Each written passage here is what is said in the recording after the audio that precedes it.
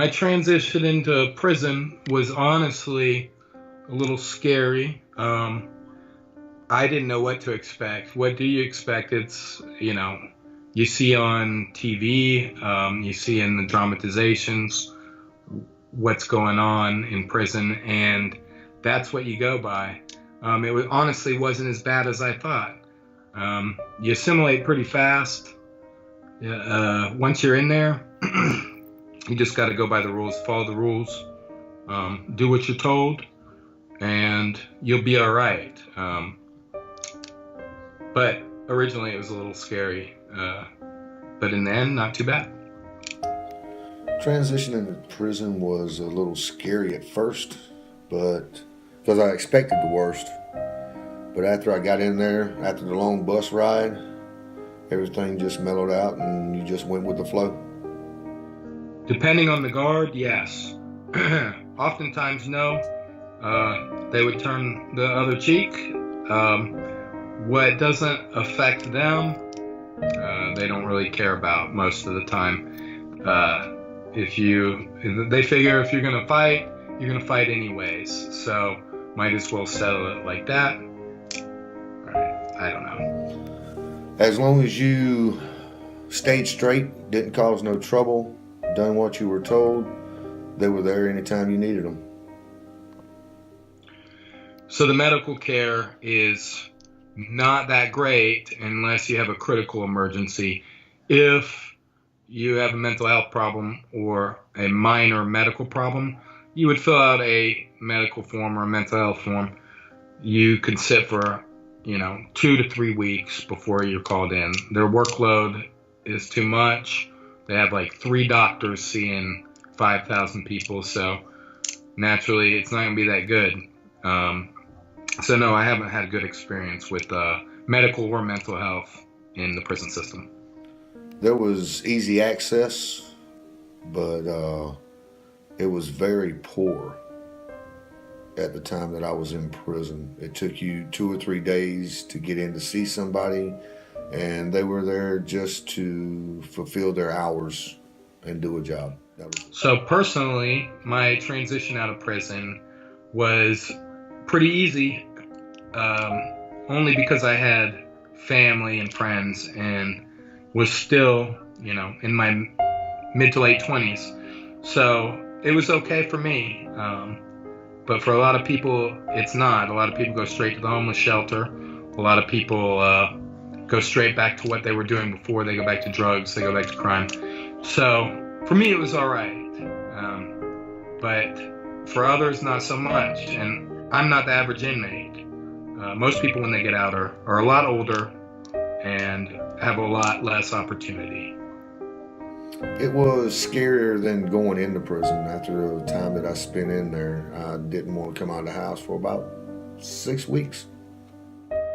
Again, personally, I think my time in prison did correct my behavior, and I made good use of my time, got my GED, and although there wasn't a lot of vocational opportunities, I did my own research and learned on my own. But some people don't have the same opportunities. They get out and they have nothing. So I'm the uncommon inmate in that equation. Oh yeah, it was very rehabilitating. It helped me a great deal because the things I learned in there and the classes that I went through and the people I met, it was a big help. Yeah.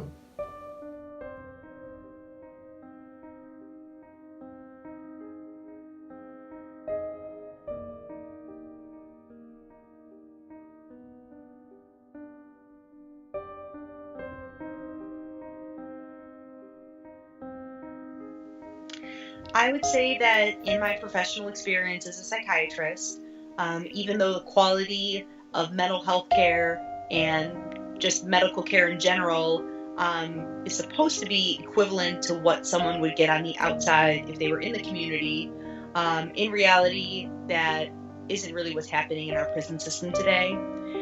There's a lot of reasons for it, but in general, I found that there's a lot of issues with budgets and with staffing. So it is almost impossible to have a patient be on the same type of psychiatric medications that they would have access to on the outside of the prison system, which limits what you can give a patient in their treatment, especially when you're talking about people in the prison system who tend to be some of the most mentally ill people in society. And I've also noticed that it is very difficult to get and keep psychiatrists, medical doctors, social workers, therapists, and nurses to work in a prison system. These places tend to sometimes be in very rural areas that don't really have that sort of population of professionals to begin with. It is also difficult because of budget issues to retain staffing, and sometimes working in a jail or prison system is just not the most pleasant place to work, and at times can be dangerous just because of the nature of it. So I think that although in theory the quality of care should be equal, in reality it's really not. And we're getting a lot of people who have serious psychiatric issues and are in and out of the prison system and really are not treated the way they need to be. And it ends up causing worse outcomes for people with serious mental illness in the long run. Unfortunately, in my personal experience in working with hundreds of inmates over the course of several years, their subjective stories to me often tell about feeling like they were treated unfairly by some prison staff or prison guards at times.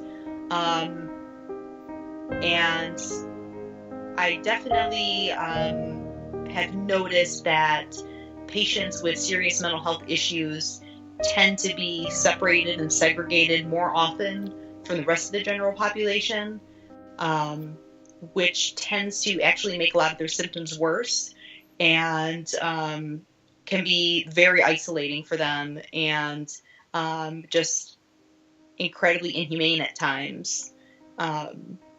So I think that there's definitely room for improvement in the way we treat our inmates when they are incarcerated. I think there's definitely a lot of room for improvement and for change in our prison systems. I think that we still are really focused on keeping inmates just kind of separate and segregated from society, and whether they have mental health issues or not, there's still not a lot of money or time or programming being allocated to helping people figure out how they're going to stay out of prison and how they are going to just become functional in society once they leave. What I've seen happen many times is that over the course of a lot of years in prison, people tend to almost become institutionalized and have an incredibly difficult time adapting to living just in society and not under the rules of the prison system once they leave. So I think that we could definitely make a lot of positive changes if we try to focus on the end goal, which is to really rehabilitate people who have been charged with a crime, instead of just having them kind of sit around and wait for their sentence to be over, because I feel like that is kind of what tends to happen a lot in the prison system now.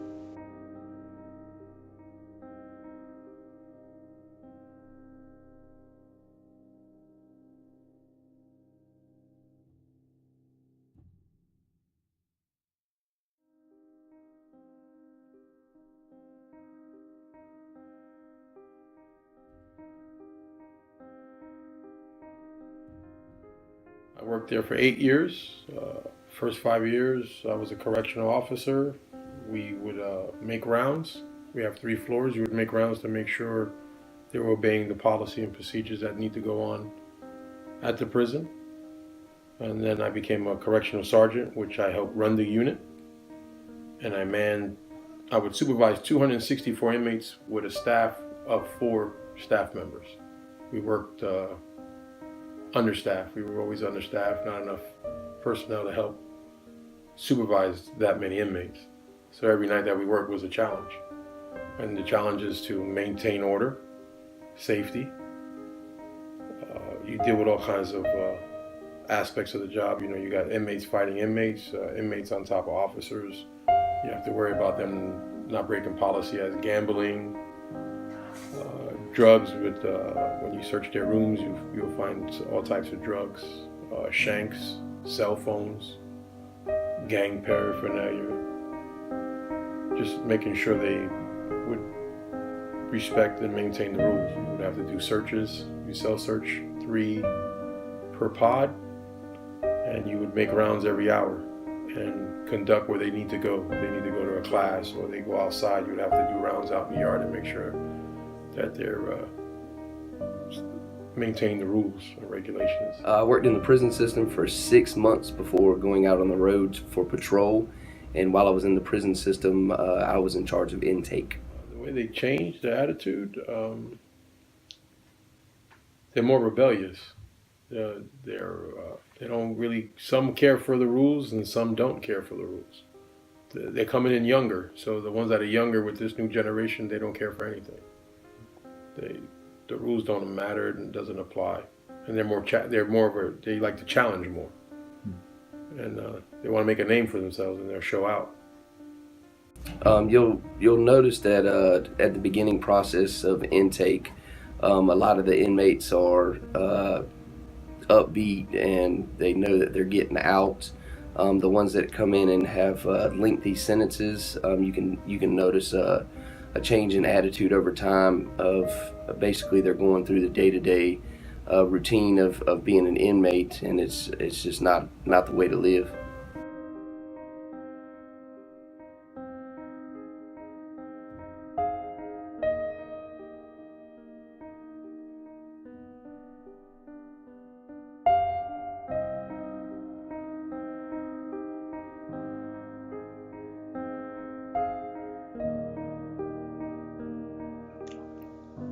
The overall environment, I would say, is people in the worst situation that they could possibly be in, trying to make the best of it.